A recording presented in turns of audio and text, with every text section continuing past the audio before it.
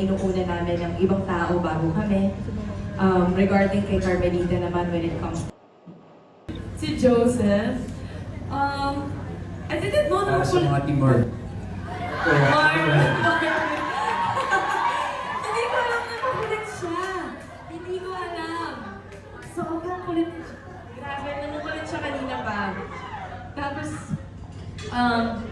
parang he really does take his job seriously. Seriously talaga. Pinapakita niya yung mga assignments niya, yung mga napapanood yung movies, sasabihin niya, share niya. Sabihin niya, manood ka rin. Si Jerome po, makulit, pilyo, gentleman, lagi nagbibigay ng advices. Yeah, ito.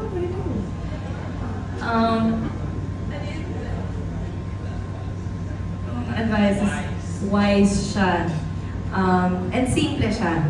Tsaka funny din.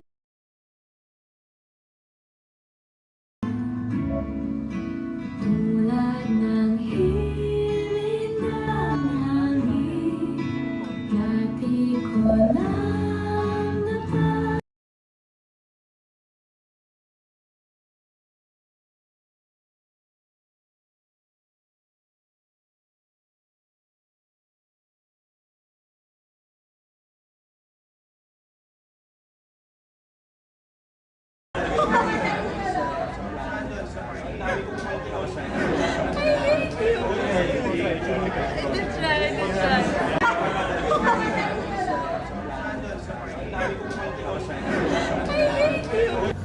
Yung childhood ng mom ko. Because I wanna understand my mom more. And so, kung nakita ko yung childhood niya and how she was raised before, then I would have more understanding of her and more compassion. Looking back at it, wala naman po akong gustong balikan. It's kasi I believe that everything happens for a reason. And I believe na ibibigay sa'yo ng Diyos kung ano man yun dahil nakalaan yun para sa'yo. Lamang sa history. Tungkol ito sa pananaw niya sa history, but more importantly, tungkol ito sa pananaw niya.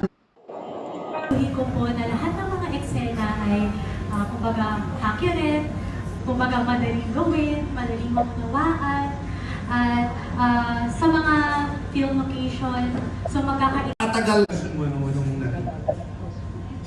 Kamukha, hindi ko. Nagkamukha ako, maganda. I like it. Maganda po. Maganda.